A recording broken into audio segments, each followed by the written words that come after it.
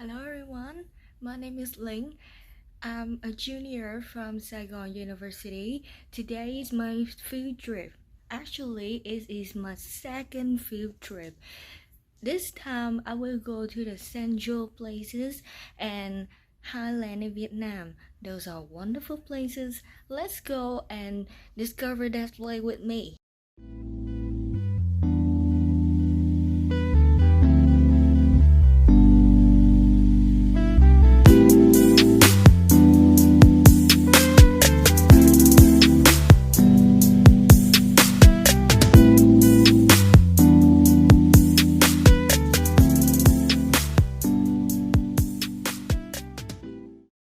In my field trip, I went to 5 beautiful places in Vietnam. Each one has their own beauty.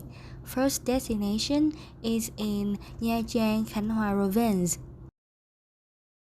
This time we will visit Museum of Oceanography. Let's go and see wonderful and beautiful fishes here in Nha Trang. This is a marine sea creatures and coral research institute in Nha Trang City, Khánh Hòa. It is considered the largest marine artifact and research facility in Southeast Asia. When I came to this place, I was overwhelmed when seeing thousands of different kinds of sea animals. Have you ever seen this beautiful fish? This is the lionfish. In Vietnamese, we call it Mao Tiên. According to the tour guide, she said even though the fish is poisonous, you can still eat them. The lionfishes are an invasive species. That's why people are now encouraged to eat them as they threaten the well-being of the coral reefs and other marine ecosystems. Is also the symbol of the museum. You can see its statue outside the building. Moreover, you ought to see the humpback whale bones excavated by the people of Hải Cường commune. In Vietnam, there's many stories telling how whales saved the fishermen during the storm. Because of that, Vietnamese people worship the whale and call it cá ông. When visiting Hòn Chom Promontory, tourists are instantly intrigued by the exotic appearance and mysterious layout of rocks. The layout of rocks at Hòn Chom is rather unusual. That's why Hòn Chom Promontory is no doubt a unique place and a must-visit destination for you to take some wonderful photos. Before we went to discover the beauty of Hòn Chom Promontory, we stopped by Hội quán Nha Trang and listened to music played with Vietnamese traditional instruments. There are 5 kinds of traditional instruments here: đàn tranh, tơ rưng, đàn đá Lý Sơn, đàn bầu, and đàn Columbus. Let's enjoy the music for a bit.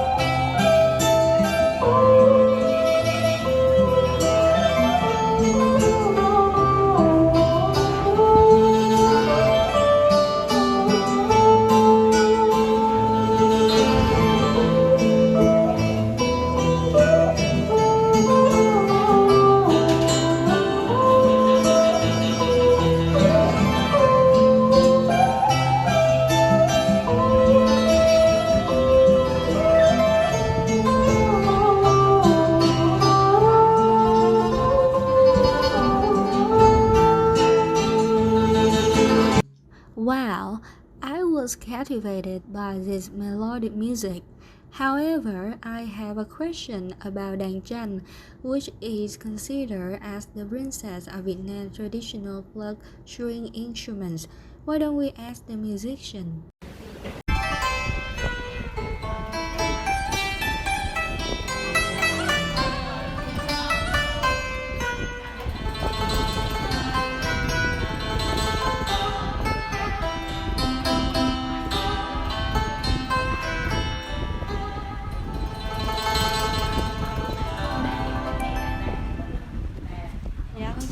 con là Bội Linh bên trường Đại học Sài Gòn khoa ngoại ngữ, và theo con được biết cô là một nghệ nhân đàn tranh. Và con có một cái thắc mắc rằng là trong châu Á mình, cả Trung Quốc, Nhật Bản và Việt Nam đều có đàn tranh. Vậy thì có sự khác biệt gì giữa đàn tranh giữa Nhật Bản là Koto, Trung Quốc là Guzheng với lại Việt Nam? Thực ra nếu mà nhìn về hình dáng bên ngoài á thì có thể người ta sẽ bị nhầm lẫn giữa các nhạc cụ này với nhau, nhưng mà nếu mà chúng ta có một cái điểm phân biệt là như tụi con thì không có rành về đàn thì tụi con chỉ cần nhìn vào bộ dây thôi. Nhìn bộ dây, thứ nhất, dây duy nhất chỉ có phiên bản đàn tranh Việt Nam là cái dây của nó có chất liệu bằng inox, là bằng sắt. Dây nó rất là mạnh, đúng không? Nó mạnh, cái tiếng của nó khi đánh lên đó trong, tiếng nó trong và nó cao. Còn toàn bộ các phiên bản đàn tranh còn lại của các nước khác thì là chúng ta nhìn một dây của nó là dây bọc nhiều vòng á, thì khi đánh nó là cái dây mà nó dày mà nó bọc á, khi mà cái lực của nó đánh rất là phải mạnh. Có để ý cái giống như là phim Trung Quốc ấy, khi người ta đánh ta phải dùng lực giống như một là đánh võ đó, đúng không? Dạ vâng, cái đó là gọi là phim cổ trang, mình thấy rất là rõ cái đó. Hoặc là những cái đàn của Hàn Quốc cũng vậy, nó dùng lực rất là mạnh. Còn bây giờ con quan sát như chúng ta đàn tranh Việt Nam có 3 móng như thế này. Ngày xưa thì các cụ đánh 2 móng thì người ta ví cái tay phải này nó giống như là cái miệng con chim á, nó phát ra âm thanh, nó gọi là hót, đánh rất nhẹ nhàng. Còn tay trái là người ta rung nhấn thì nó giống, người ta được ví giống như là cái bướm lượn nhẹ nhàng, nhìn không? Nhìn rất là nhẹ nhàng và thanh thoát, chứ nó không có dùng lực như tất cả các phiên bản đàn tranh khác còn lại. Thì nói chung là tụi con chỉ cần nhìn vào cái dây ấy, và cái cách đánh thì với lại cái tiếng thì chúng ta sẽ phân biệt đâu được đàn tranh Việt Nam, đúng không? Nhìn nó hỏi gì nữa không con? Dạ không ạ. Dạ con cảm ơn cô rất nhiều ạ. Rồi, cảm ơn con. Rồi, cảm ơn con. That is just a helpful information. Thank you for telling me. Hope I can meet you again.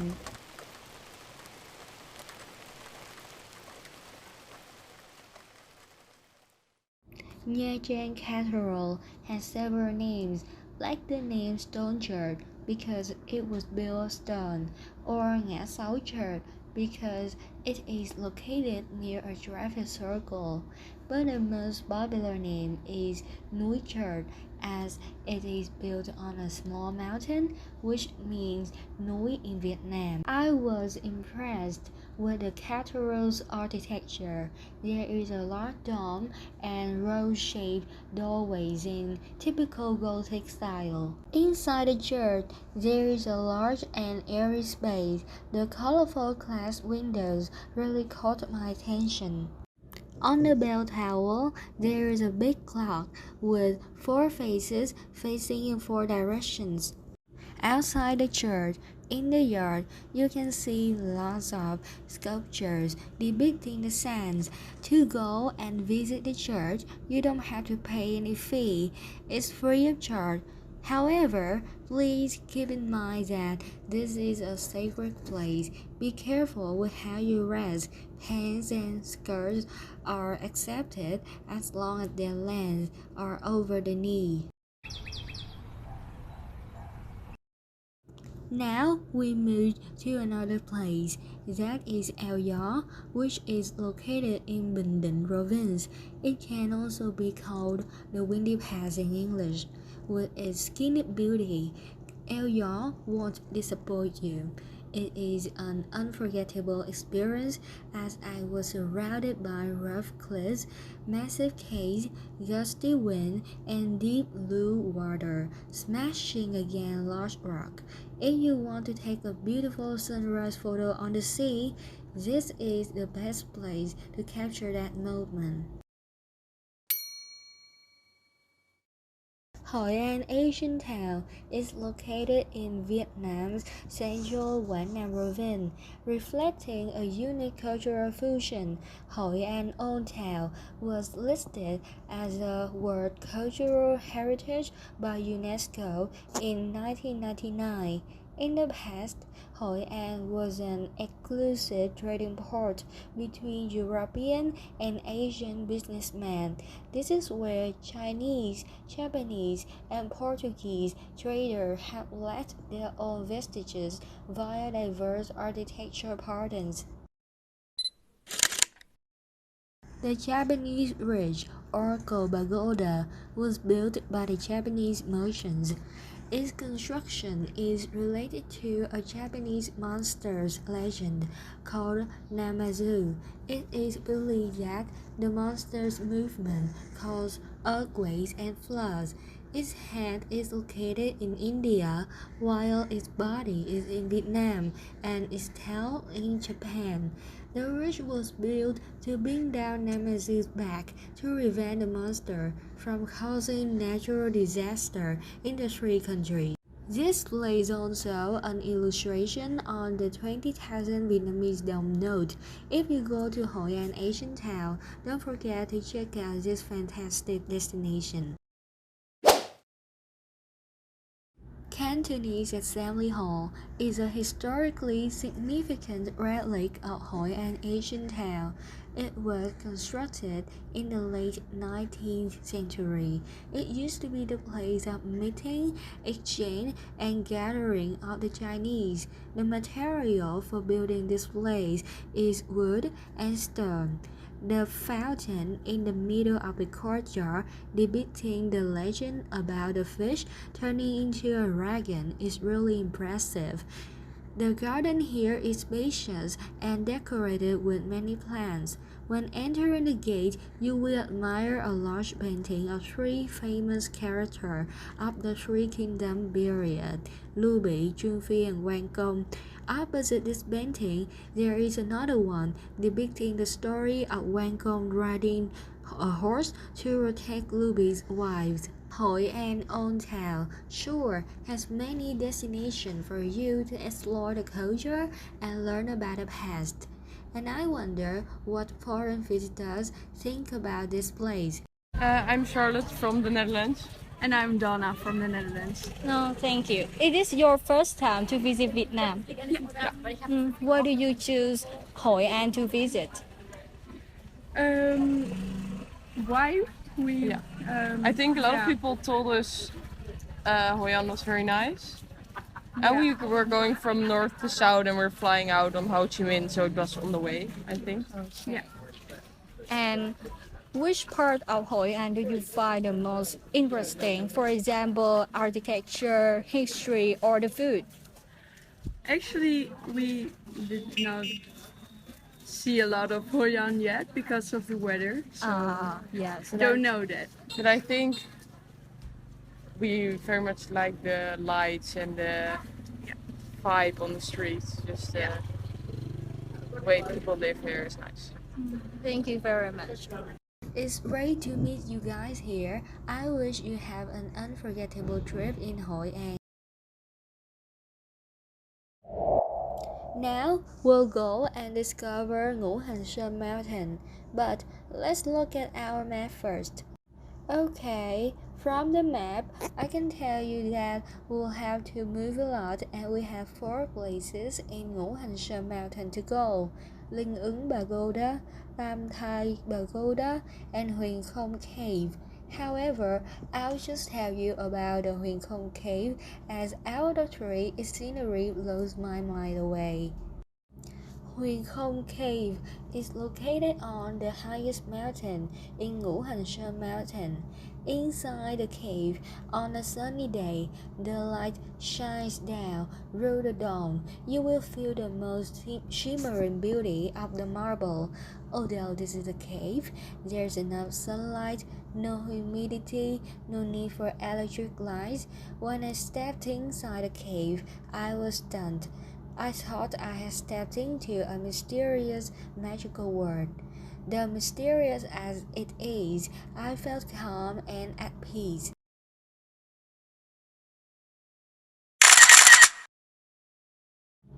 Linh Ứng Pagoda attracts a large number of tourists and Buddhists all over the world who come to admire its beauty and learn more about Buddhist culture. The pagoda is considered a Buddhist paradise on earth. This is the oldest of the 3 Linh Ứng Pagodas in Da Nang. It has gone through a lot of renovations over hundreds of years. It's a pity that we went to this place at night. If we had been to this place in the morning, we could have seen more of its beauty.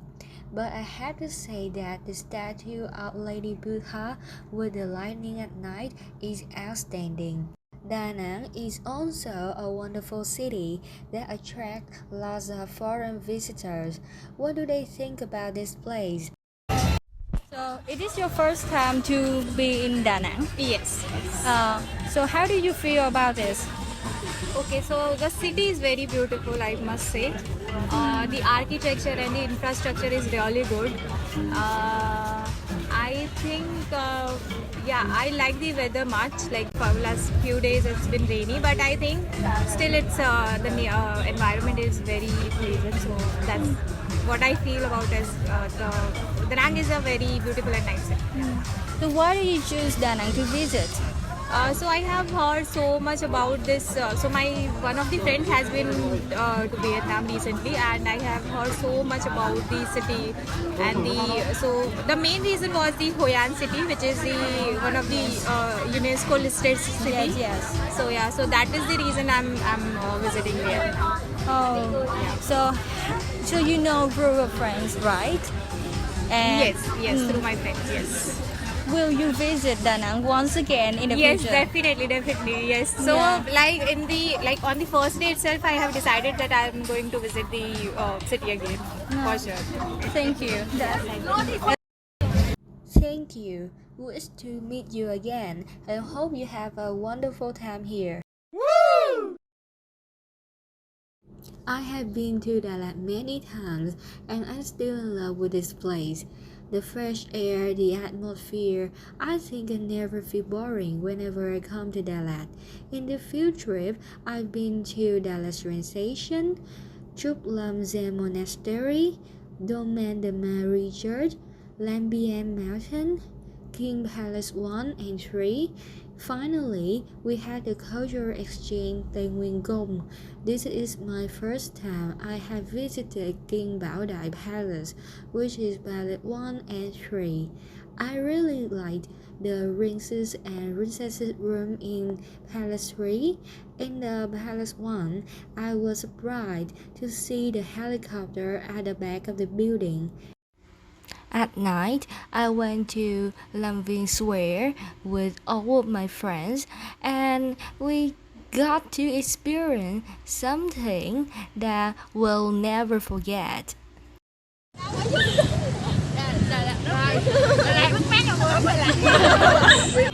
Hello everyone.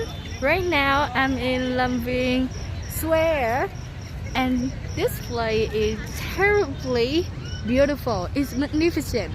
This place is opposite Xuân Hương Lake, but there is just one tiny little problem.